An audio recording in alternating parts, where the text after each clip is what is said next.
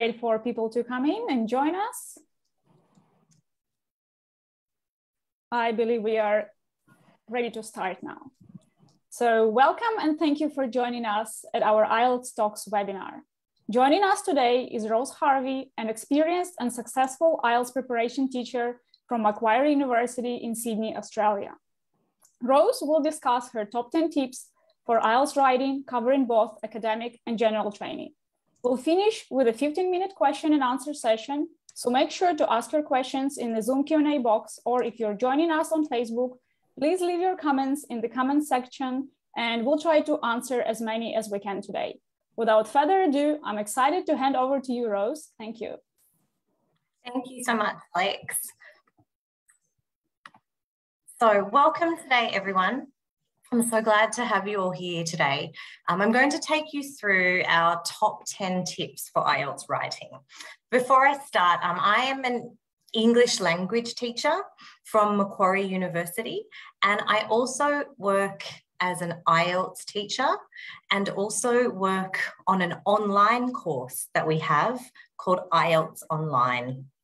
So we help thousands of students prepare for their IELTS test and for their IELTS writing test. I chose IELTS writing today because I think this is the part of the test that we get the most questions about at Macquarie University. And this is also the test that I think students seem to worry a lot about. So I'm hoping that today I can help you feel more confident for your IELTS writing test. So first, I would just like to know a little bit about yourself. So in the chat box, could you please introduce yourself to me? What is your name and where are you from? And I'd really like to know which IELTS exam you're taking. Maybe you don't know yet, and that's okay. Today's webinar will help you with tips for both academic and general training. But please tell me a little bit about yourself, where you're from, your name, and which IELTS exam you're taking. And we can see what people are doing. Also, we have people from India, which is great. I'm sure we've got people taking both academic and general training. Alvin is taking academic. So the good news is that if you're taking academic, the tips today will help you, and the same for general as well. There's a lot of people from India and Bangladesh. Welcome, everyone. It's in Egypt. It's great to have so many people from different parts of the world here today, and welcome whatever time of day you're joining us at. So without any further ado, let's move on to look at the first of the tips. Sorry, everyone, my slides are clicking through very slowly.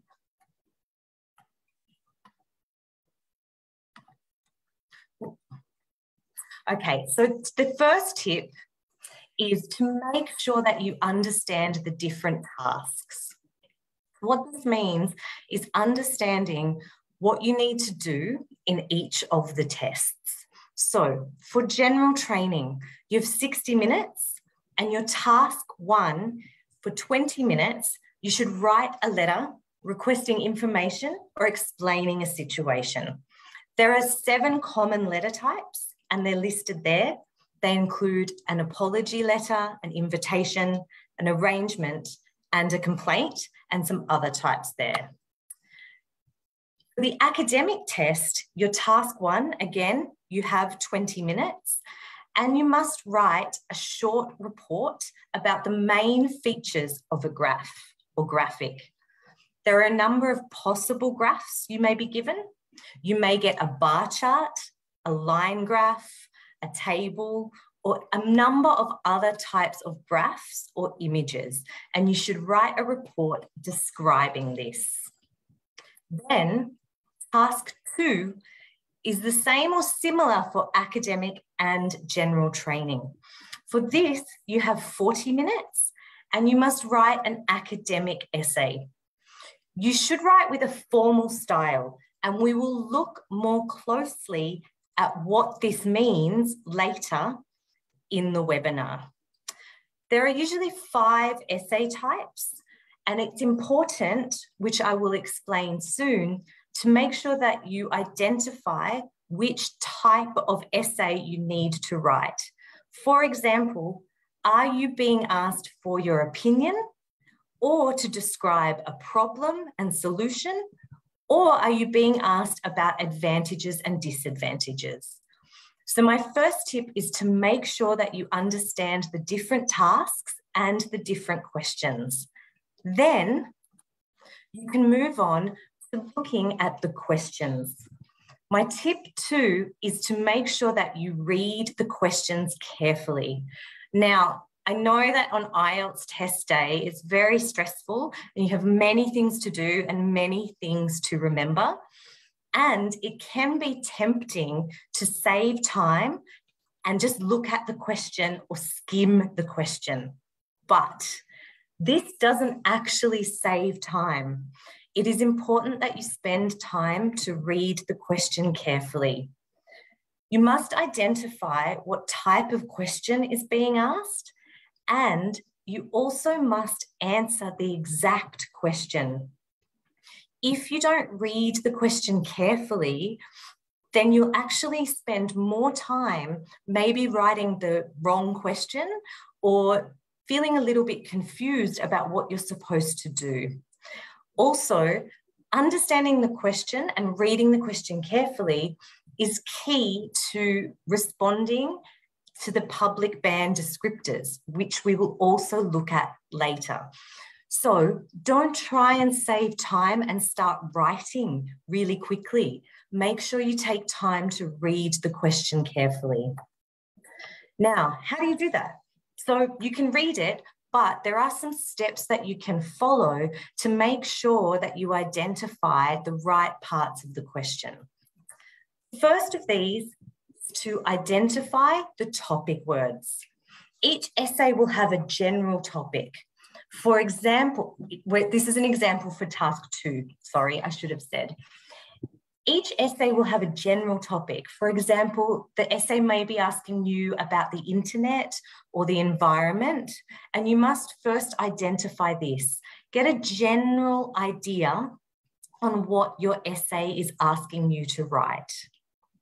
But you need to make sure that you understand the essay on a more specific basis.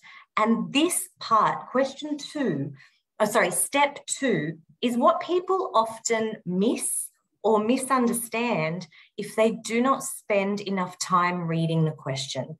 So you must identify the micro topic or limiting words. These tell you exactly what the essay question is asking you. For example, if the general topic is the internet, the micro topic or limiting words may ask you about whether or not the internet causes health problems, or whether or not the internet should be given to students for free. They are the specific topics that you must talk about, rather than just the internet in general. Step 3 is to identify the instruction words. This links to what I was talking about earlier when I mentioned the different types of essays. These instruction words will tell you exactly which type of essay you need to write. If the question says, do you agree or disagree, you know that this is asking you about your opinion. If the question asks about advantages or disadvantages, you must write a different type of essay. Again, writing the correct type of essay is key to getting the score that you want in the band descriptors. So you've looked at the question and now you're ready to write. Tip 3 is that you must write the right amount of words. So you must reach the minimum word limit. Now, most people will know that for task 1, that is 150 words, and for task 2, that is 250 words, sorry. However, sometimes people may think that it is a good idea to write many words more than the minimum word count. And my tip is that this is not necessary, and also it can be negative. So whilst you must reach the word limit for your particular task, don't write too much. There's a number of reasons for this.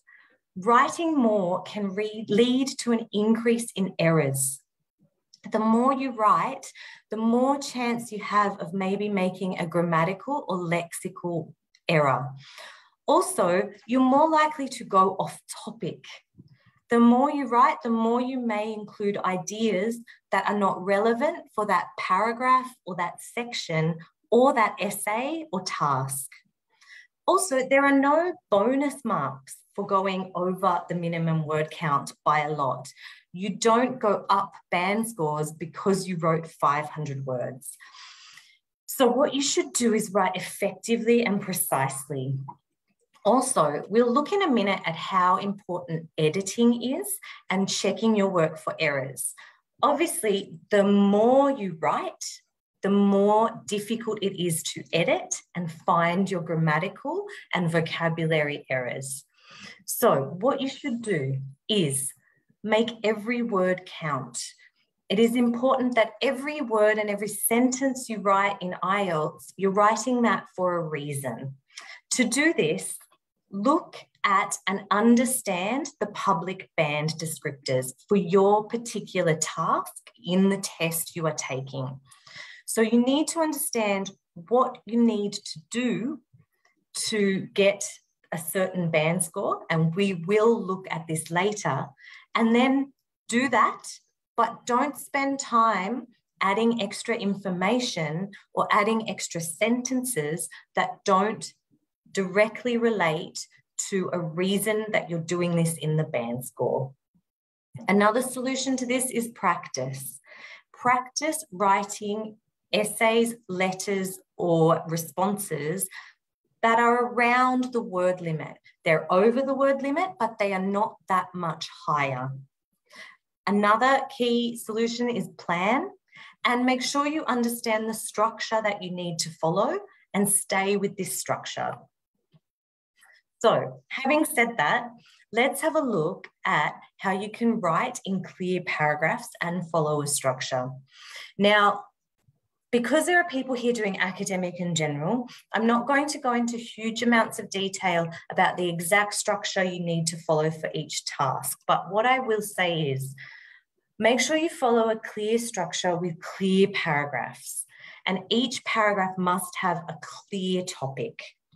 For example, for task 2, which is relevant for both general training and academic, the essay should usually have 4 paragraphs: an introduction, 2 body paragraphs, and a conclusion.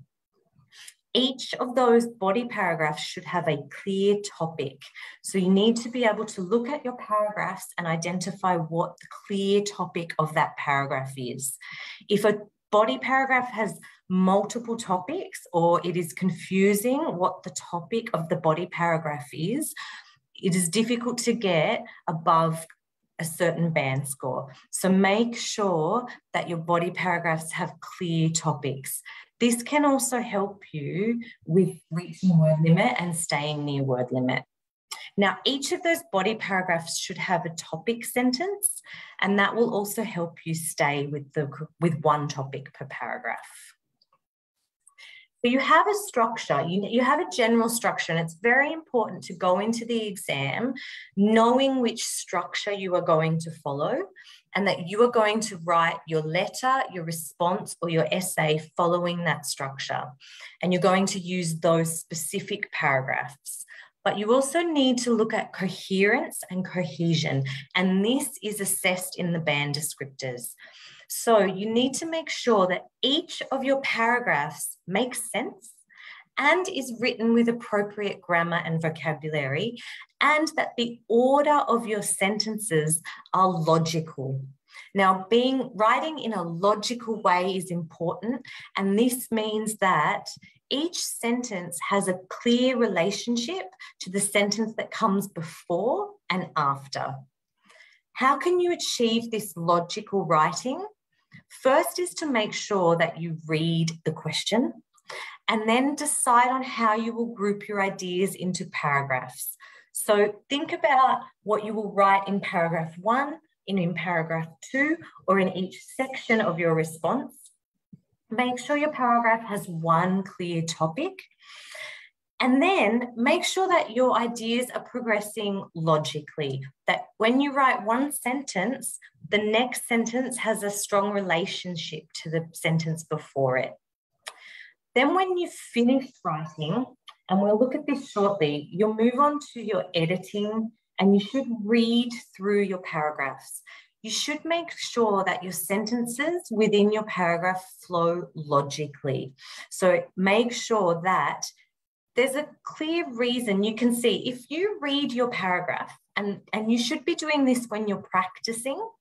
If you read your paragraph and you're reading a sentence and then you read another sentence and it is confusing why those sentences are next to each other, that is probably an issue with coherence and cohesion.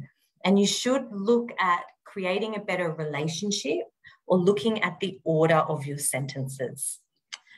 Coherence and cohesion is also impacted by cohesive devices. Cohesive devices are words like however, in contrast, as a result, in addition. And using enough and correct cohesive devices is key to constructing clear paragraphs. So it's important that you understand what these cohesive devices mean, what punctuation they need, and also how you can use them. So if you think that cohesive devices is something you need to work on, start doing some extra practice in that area. And these are assessed in the band descriptors. Okay, moving on to tip 5. My tip 5 is do not memorize answers.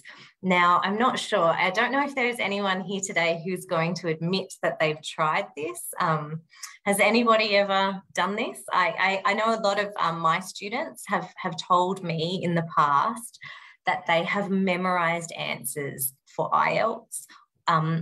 Now, I'm not here to judge. I am just here. I'm here to help. So I'm here to advise, please don't memorize model answers in order to try and pass your IELTS writing test. We would not recommend this. So there are a number of reasons for this. The first of these is that, remember I was talking about that you need to read the question carefully and make sure that you write the answer that answers that question. It is very unlikely that the question you get will be the exact model answer that you memorized. So the chances of that are almost impossible. So it's not a good test preparation strategy to do that. Also, there are issues of integrity and academic integrity in IELTS, in memorizing an essay or a response or a letter. And IELTS requires you to compose a piece of writing using your own original ideas. Now, if you memorize a model answer and write that, and then you're off topic, you risk not getting a very high band score for writing at all. Also, another reason is that it is very difficult for most of us to remember an entire essay correctly and accurately. So it is very likely that whatever you memorize, when you write it or type it on test day, when you are quite stressed and under time pressure, you will probably remember it with errors. So one of my biggest tips is do not memorize model answers. What can you do though? Well, you can read model IELTS answers, definitely read them. They can be very, very helpful in helping you understand the structure that you should follow and helping you learn how to develop ideas. They can also be very, very helpful to build grammar and vocabulary. So definitely read them, but do not memorize them. Use them to guide your preparation and your development of your structure and style. You should also familiarise yourself with typical IELTS essay questions, mainly talking about essays here, but also typical task 1 letters and task 1 responses and graphs. But for essays in particular, read. So extend your general knowledge by reading about topics or listening to podcasts or watching documentaries, but start reading and listening to general knowledge about topics that are possibly going to be the questions that you get on test day. So for task 2, that could be globalization, technology, the environment, travel, a number of different things. And this is just a small number of possible topics. There are many different ones. But the more that you read, the more you will have a range of vocabulary and an understanding of ideas. I'm not sure if anyone here has taken IELTS before and they got an essay question and they thought, I don't know about this topic. I studied mathematics or engineering at university, and this question is asking me about art or some other topic that I don't feel confident writing about.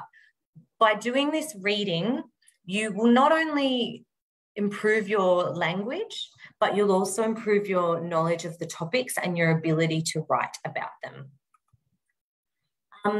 My tip 6 is to use your time wisely.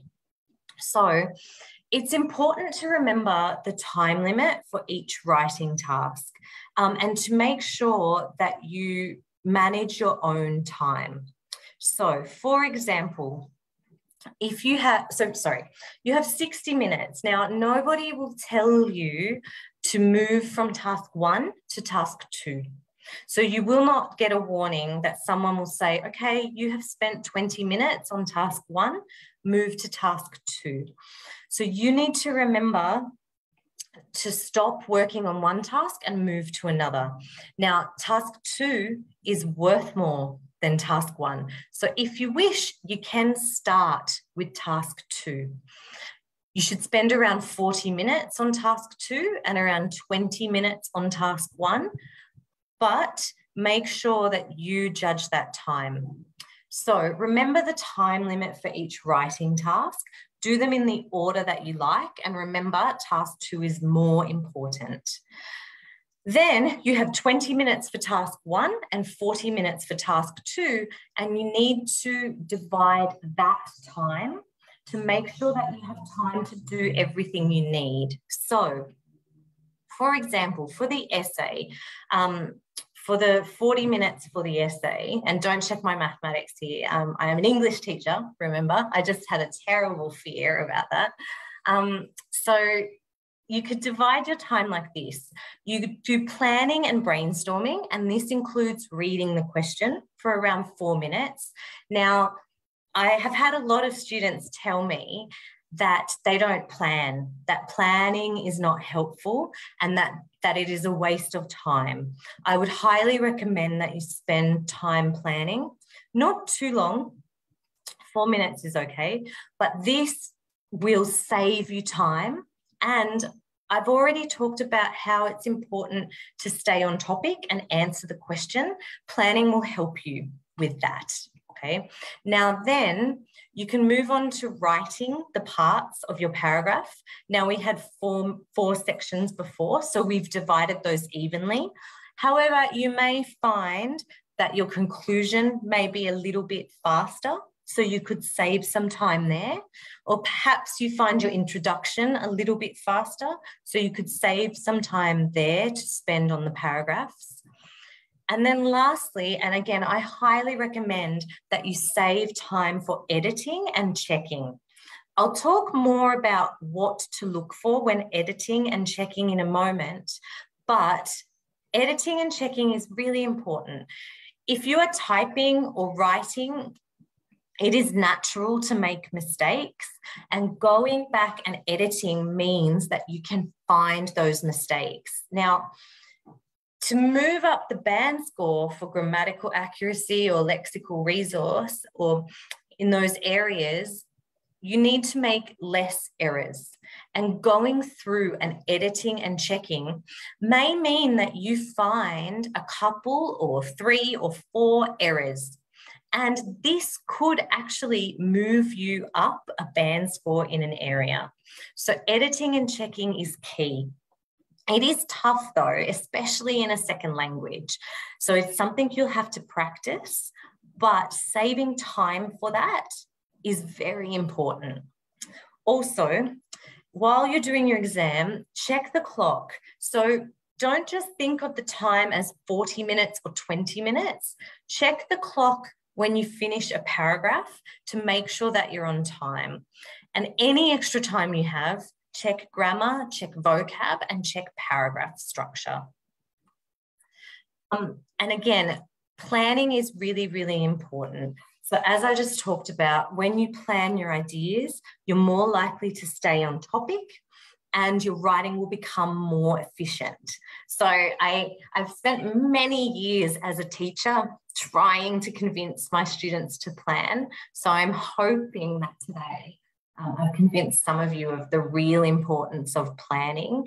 Even on IELTS day when you feel really stressed and you think there's not enough time, really try planning when you're practicing and see how it goes. And I really think it will make a difference in your writing. My tip 7, which I have spoken about a little bit already, is to make sure that you understand the public band descriptors. So the public band descriptors can help you understand what you need to do to get a specific band score, what can stop you from getting a higher band score, and what areas you can focus on improving. So for this will be different for different people, depending on the test that you are taking and depending on the band score that you are aiming for.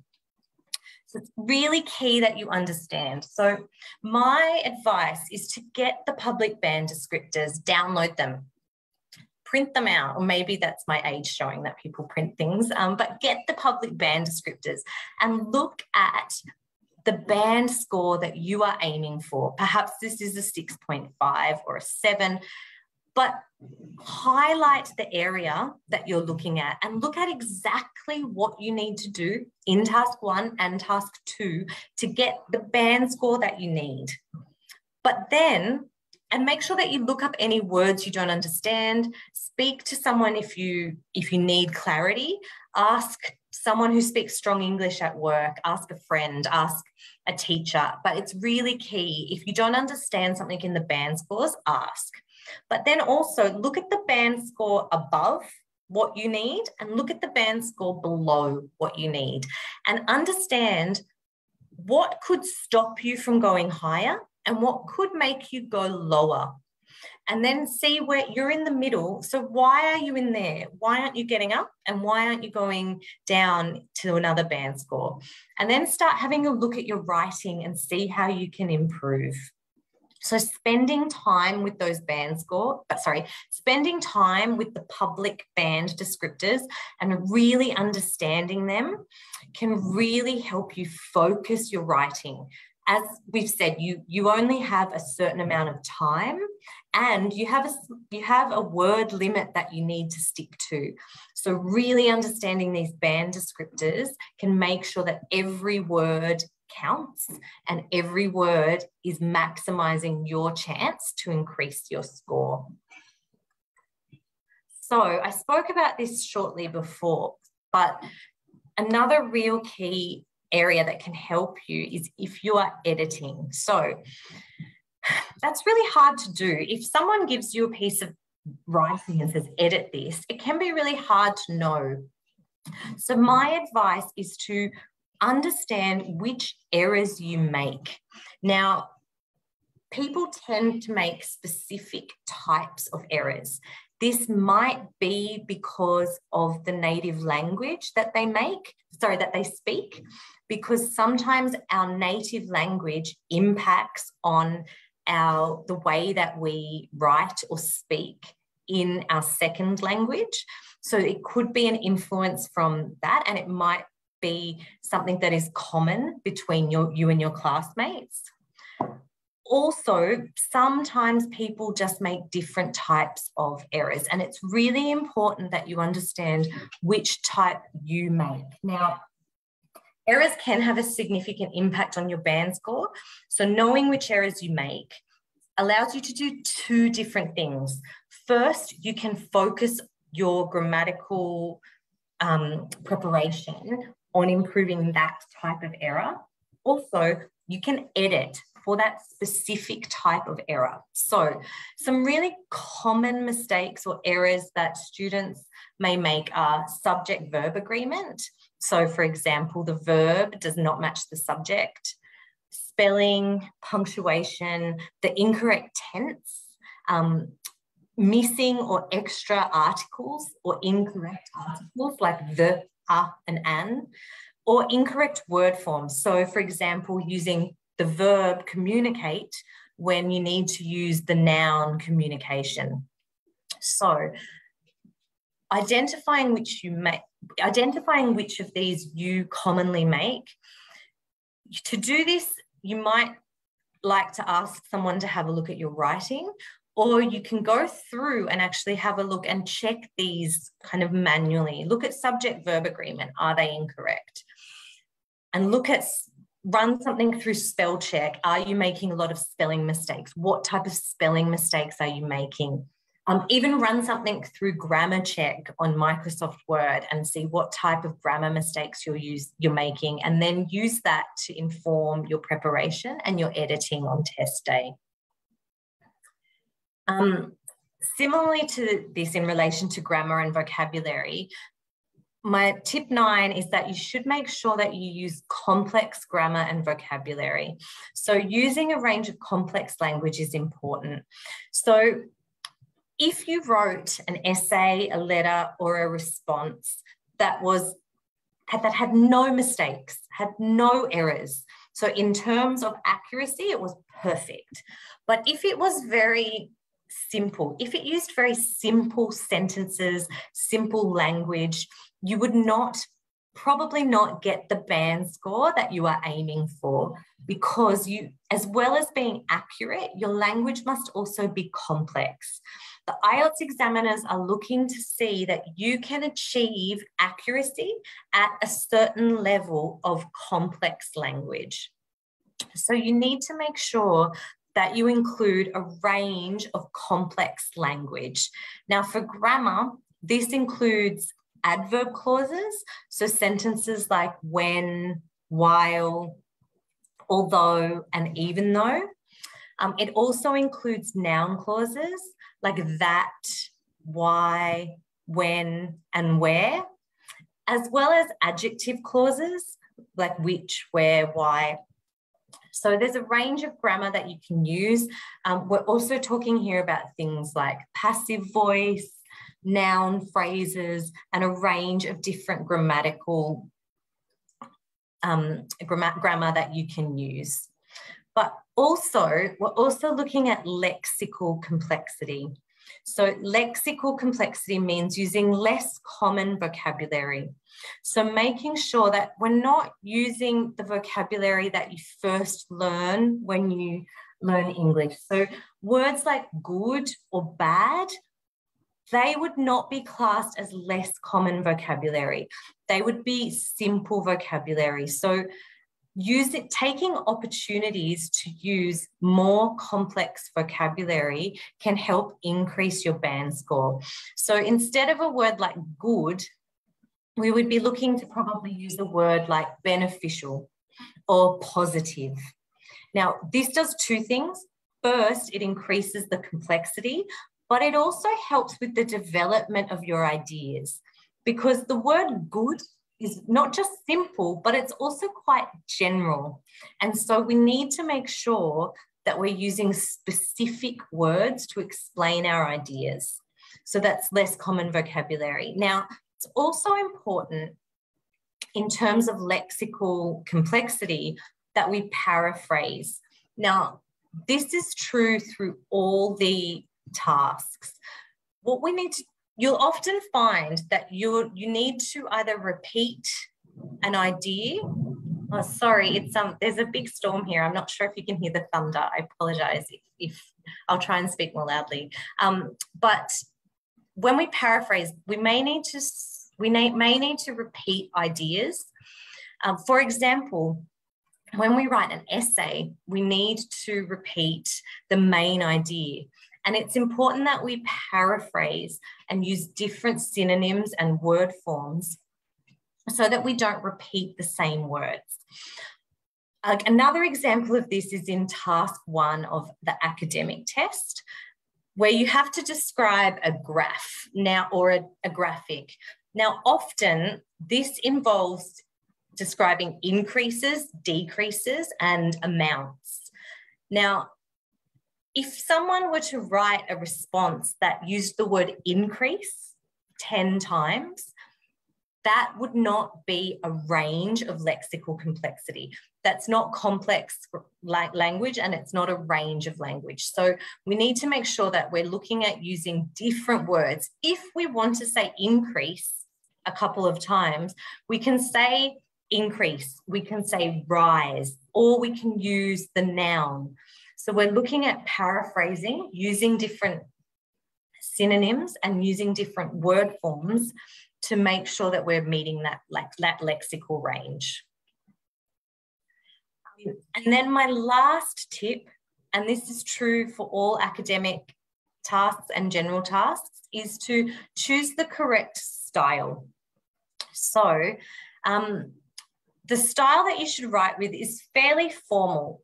A good rule of thumb is to think about vocabulary or grammar or vocabulary that you would use in front of your teacher.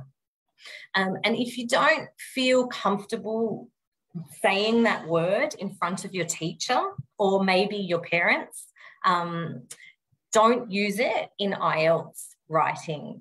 So I'm talking about avoiding slang or colloquialisms, idioms.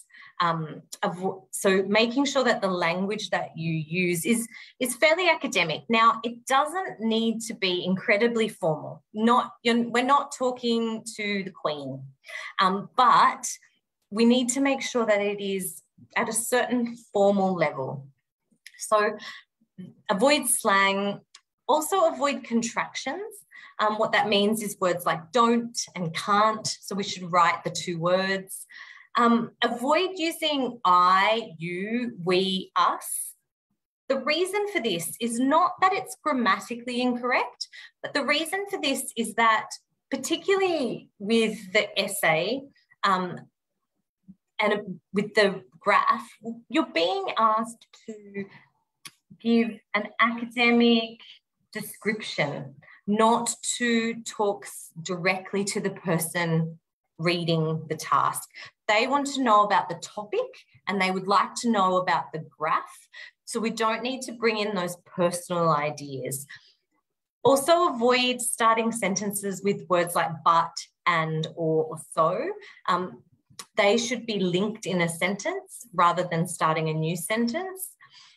Avoid asking questions. So we often see in writing, particularly in essays, that students will, or test takers will ask a question, perhaps at a certain part of the essay.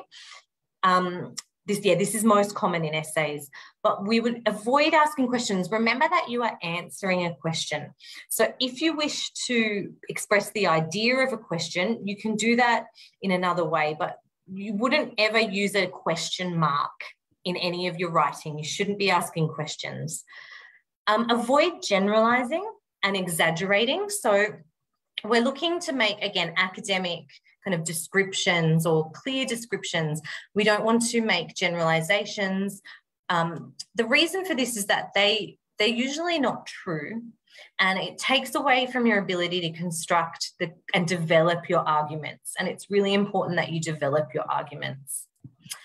General training task 1 is a little bit different, but again, I would say in general training task 1 with the letter, I would say if you're not comfortable using this language around a teacher, don't put it in the letter.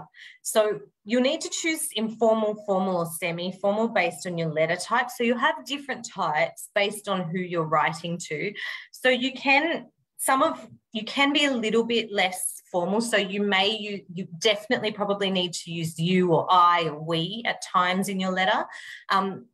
But you still need to be careful not to use slang, a large amount of slang or colloquialisms. Another reason to avoid these is that they often don't translate from languages. So if you think there's some slang or an idiom in your native language, it may not translate and it may be confusing. So even though you may sometimes be a little less formal, you should still make sure you maintain a neutral and polite style in your letter.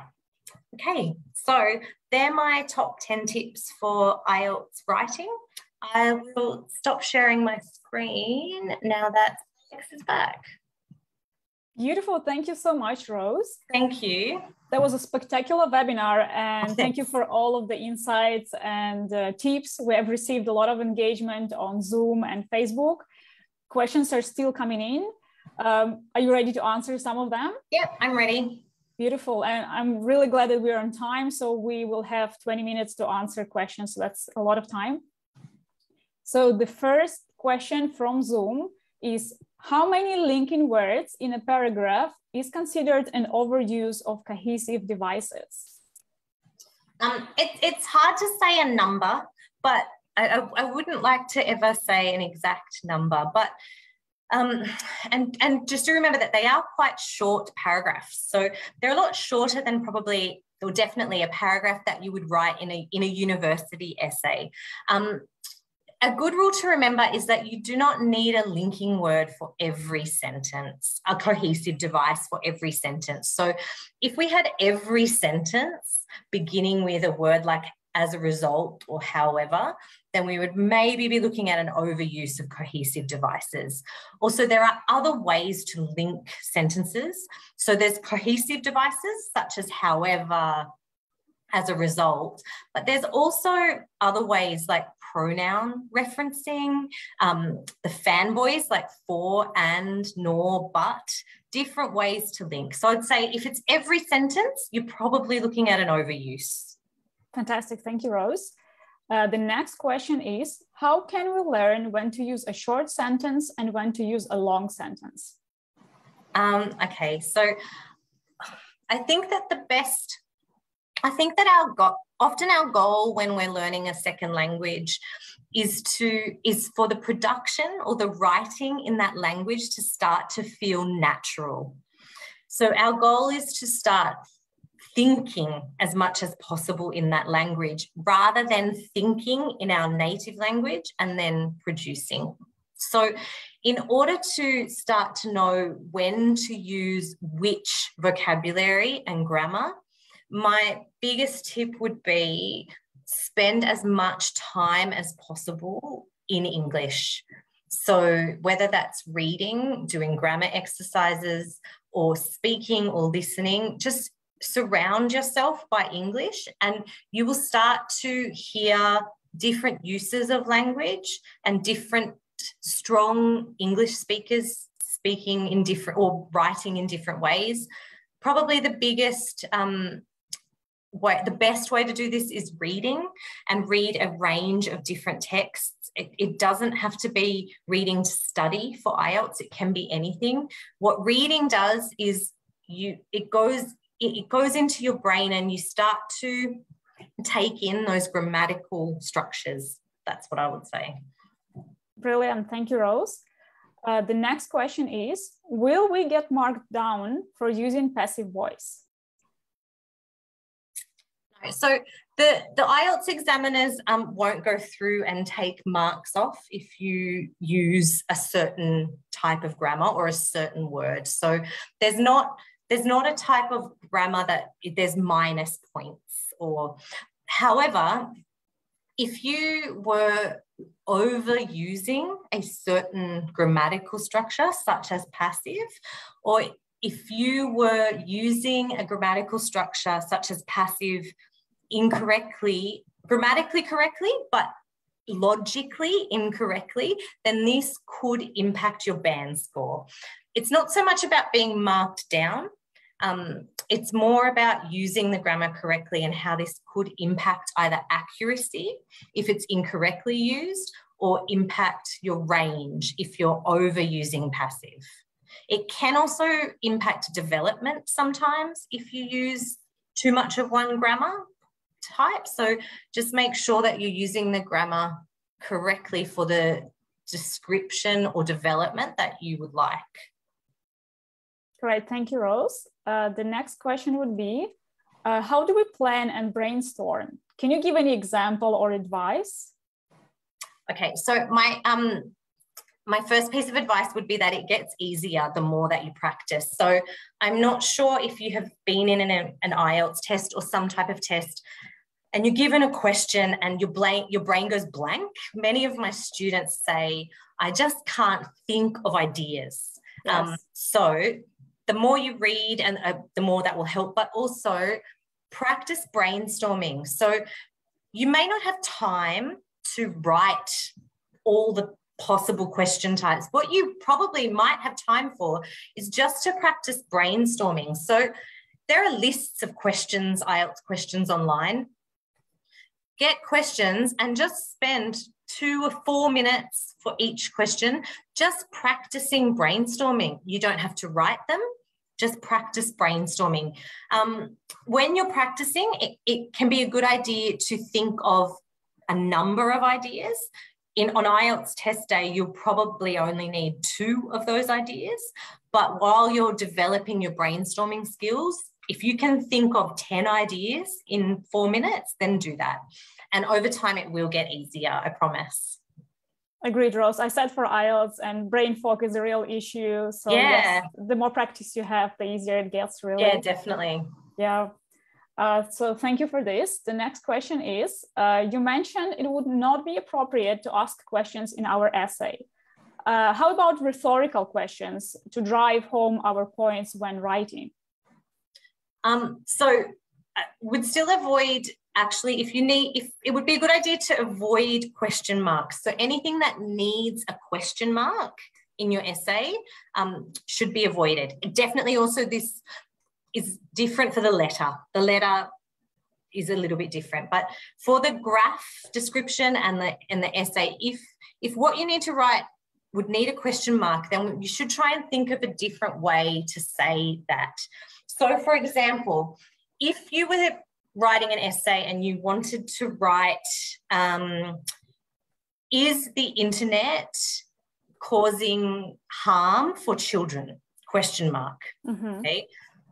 It would be better to phrase that in a way that shows that there are questions in this area, but doesn't ask a question. So instead of that, you could write something like, there are questions about the harm the internet causes children.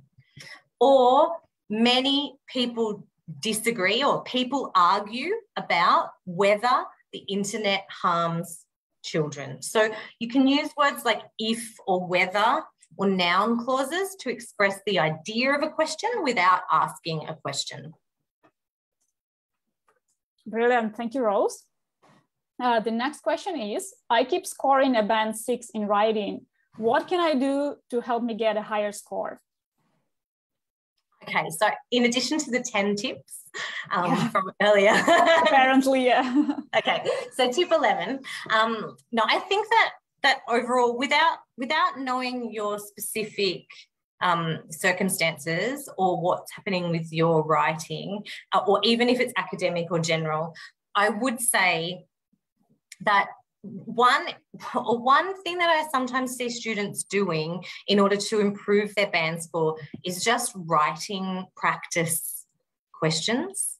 And this is important. It is important to write to practice for a number of reasons that I outlined, but sometimes if we just keep writing practice questions, we just keep making the same errors again and again and actually kind of making them stronger. So the first thing I would say is really try and look at your responses. So if you can do a practice and if you can have someone help you look at them and kind of understand what's happening in your writing, whether this is a teacher or a strong English speaker that you know, maybe a colleague at work, if you can get some feedback on your writing rather than just working on it by yourself. Sometimes we need to reach out to other people to get some feedback. And then instead of just kind of writing, really make a targeted plan as to what you're going to do to start to improve your writing. And this might not involve writing practice essays or responses for quite a while. It might involve focusing on a specific type of language or doing some more reading. So think about your experience on test day as well. How do you feel? Did you have brain fog? Did you struggle to develop your ideas? And then make a plan that's specified to you. Right, thank you, Rose. Next question is, in discussion essays, we don't necessarily need to state some people believe that, etc. Should we rather focus on the arguments behind the given views, not on the people saying about those views?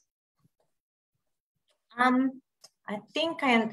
So in discussion essays, yeah, you need to make sure that you are looking at the reason. Was it the reasons behind the views?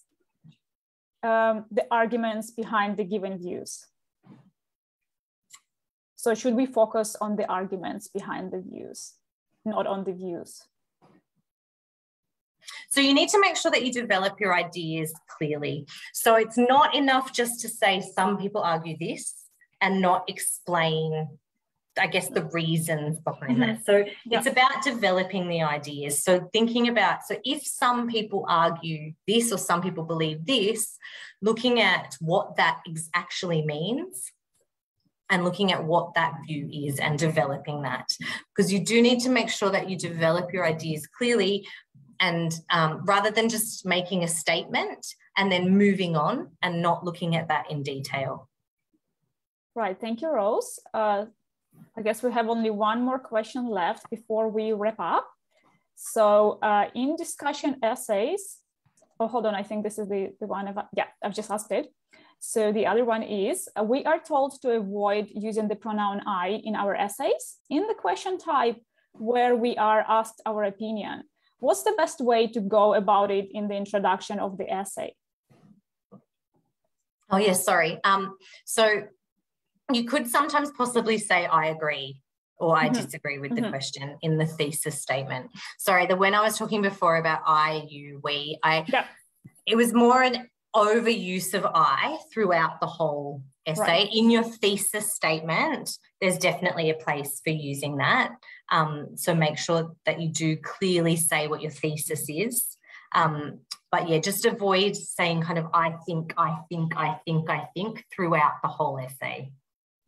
Beautiful. I think these are all the questions for today. Thank you, Rose. Thank you so much.